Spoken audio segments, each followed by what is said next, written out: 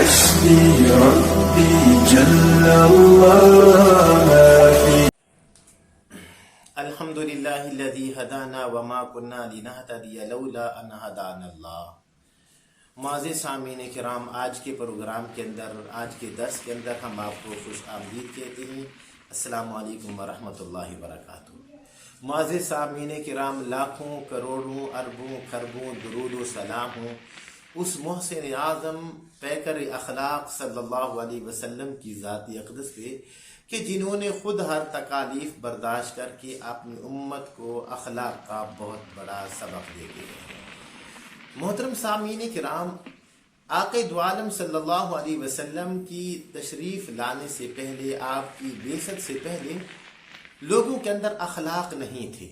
وہ چھوٹی چھوٹی باتوں کے اوپر لڑنے کے لیے تیار ہو جاتے تھے، چھوٹی چھوٹی بات پر وہ ایک دوسرے کا قتل کر دیا کرتے تھے، اور چھوٹی چھوٹی بات کے اوپر سال ہا سال ان کی دشمنی چلتی رہتی تھی کہ خالق کائنات کو اس دھرتی کے اوپر، لوگوں کے اوپر اللہ کو ترس آیا، اور خالق کائنات نے محمد عربی صلی اللہ علیہ وسلم کی بعثت فرمائی۔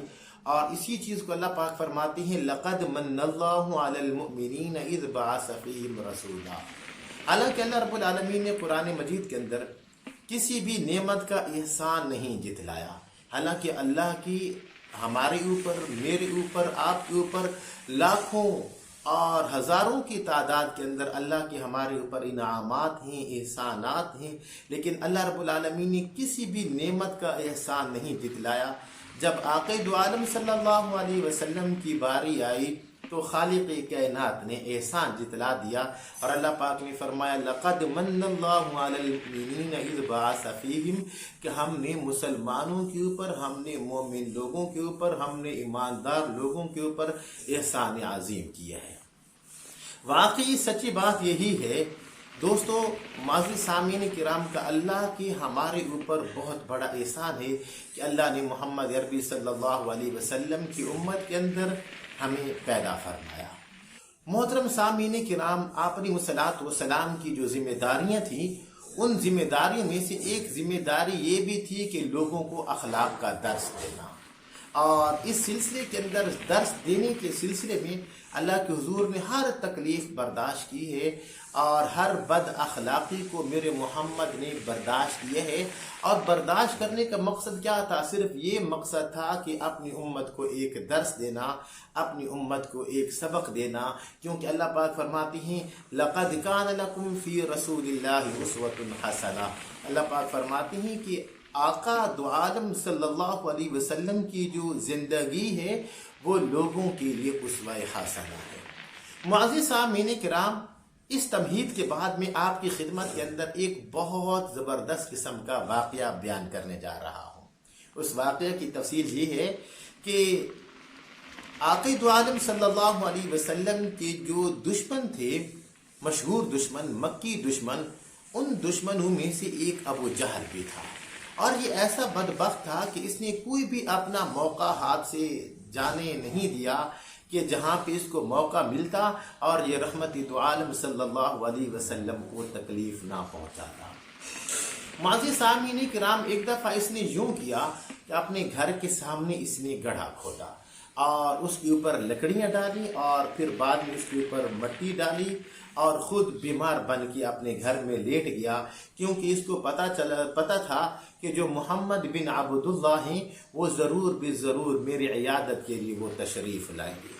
معزز سامعین کرام، جب آقا دو عالم صلی اللہ علیہ وسلم کو پتا چلا کہ ابو جہل وہ بیمار ہے، حالانکہ حقیقت حال کا جو پتہ وہ میرے محمد کو نہیں تھا، میرے شان والے نبی کو نہیں تھا، تو آپ اپنی صلاۃ و سلام گھر سے تشریف لے جانے لگے ابو جہل کی عیادت کرنے کے لیے، تو خالق کائنات نے آپ کو منع فرما دیا کہ اے محمد آپ نہ جائیں، اور اس نے آپ کی دشمنی کے اندر یہ کچھ کیا ہوا ہے۔ چنانچہ آقا دو عالم صلی اللہ علیہ وسلم گھر میں ٹھہر گئے۔ معزز سامعین کرام، وہ 3-4 دن تک تو وہ بیمار پڑا رہا، بہانہ بنا کے۔ جب اس نے دیکھا کہ محمد میری عیادت کے لیے تشریف نہیں لے آ رہے، تو پھر وہ اپنے بستر سے وہ اٹھ گیا، اور پھر خالق کائنات نے اس کی عقل کے اوپر ایسا پردہ ڈالا کہ وہ ایک دفعہ اپنے گھر سے باہر نکلا کسی کام کے لیے، اور اس نے جو گڑھا کھودا تھا میرے نبی کے لیے وہ خود بھول گیا تھا، اور جب وہ اس کے اوپر سے گزرا تو اللہ رب العالمین نے اس کو اسی گڑھے کے اندر وہ گرا دیا۔ معزز سامعین کرام، جب لوگوں کو پتہ چلا کہ ابو جہل وہ گڑھے کے اندر وہ گر گئے ہیں تو لوگ آئے اس کو نکالنے کے لیے، لیکن وہ ناکام جا رہے تھے۔ اگر وہ رسی ڈالتی تھی یا تو یہ ہے کہ وہ رسی درمیان سے ٹوٹ جاتی تھی، یا یہ ہے کہ وہ رسی چھوٹی ہو جاتی تھی۔ بالآخر وہ ابو جہل جو گڑھے کے اندر وہ کھڑا تھا وہ کہنے لگا کہ تم مجھے نہیں نکال سکتی، اور دنیا کی کوئی بھی طاقت مجھے نہیں نکال سکتی۔ اگر مجھے نکال سکتی ہیں تو صرف اور صرف محمد بن عبداللہ ہی نکال سکتی ہیں، آپ ان کو بلا کے لے آؤ، وہ مجھے نکالیں۔ اللہ اکبر۔ معزز سامعین کرام، لوگ گئے محسن اعظم صلی اللہ علیہ وسلم کے پاس، اللہ کے حضور آپ تشریف لے آئے، جو ابو جہل ہے وہ گڑھے کے اندر وہ گر گئے ہیں، تو میں قربان جاؤں اپنی حبیب کے اوپر، میں قربان جاؤں اپنے محمد کے اوپر۔ میرے محمد کو پتہ تھا وہ میرا دشمن ہے، لیکن آقا دو عالم صلی اللہ علیہ وسلم نے صرف ہدایت کی خاطر اللہ کے حضور تشریف لے آئے۔ معزز سامعین کرام، جب میرے محمد تشریف لے آئے تو آپ نے فرمایا کہ ابو جہل میں تجھے نکالتا ہوں، لیکن میری ایک شرط ہے کہ نکلنے کے بعد کیا تم میرا کلمہ پڑھ لو گے؟ کیا جو میں اللہ کی طرف سے ایک پیغام لے کے آیا ہوں کیا تم اس کو قبول کر لو گے؟ تو وہ کہنے لگا جی میں ضرور آپ کی دعوت کو، آپ کے پیغام کو میں قبول کروں گا۔ چنانچہ اللہ رب العالمین کے حکم سے رحمت دو عالم صلی اللہ علیہ وسلم نے اس کو باہر نکالا۔ معزز سامعین کرام، جب وہ باہر نکل آیا تو میرے محمد نے اس کے سامنے کلمہ حق رکھا، میرے محمد نے اس کو تبلیغ کی، میرے محمد نے اللہ کی وحدانیت کی طرف اس کو بلایا۔ تو وہ بدبخت کہنے لگا کہ پہلے تو مجھے آپ کے جادوگر ہونے کے اندر شک تھا، لیکن اب مجھے یقین ہو گیا ہے، اور میں نے تمہارا کسی صورت کے اندر بھی کلمہ نہیں پڑھنا۔ اللہ اکبر۔ معزز سامعین کرام، اب آپ خود سوچئے کہ میرے محمد کے دل کے اوپر کیا گزری ہوگی، لیکن آقا دو عالم صلی اللہ علیہ وسلم نے صبر کیا، صرف اپنی امت کو سبق دینے کے لیے۔ آقا دو عالم صلی اللہ علیہ وسلم وہ تشریف لے گئے۔ دوستو، اب اس سے بڑے اخلاق اور کیا ہو سکتے ہیں؟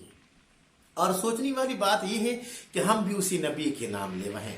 کیا ہمارے اندر یہ چیز ہے یا نہیں ہے؟ کیا ہم اپنے دشمن کو معاف کرنے پہ تیار ہیں یا تیار نہیں ہیں؟ اگر یہ چیز اور یہ مادہ ہمارے اندر پایا جاتا ہے تو یقین جانیے اللہ کا شکر ادا کرنا چاہیے کہ خالق کائنات نے میرے اندر اور آپ کے اندر یہ خوبی رکھی ہے۔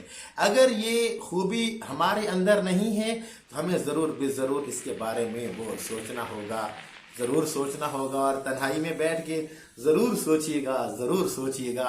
اور امید ہے کہ آج کا ہمارا یہ واقعہ آپ کو بہت زیادہ پسند آیا ہوگا۔ بس اسی کے ساتھ اجازت دیجیے اپنے بھائی قاری محمد زبیر حسن کو۔ انشاءاللہ اگر زندگی نے ساتھ دیا تو اگلے درس کے اندر آپ سے ملاقات کرتے ہیں۔ دعا میں یاد رکھیے گا۔ السلام علیکم ورحمۃ اللہ وبرکاتہ۔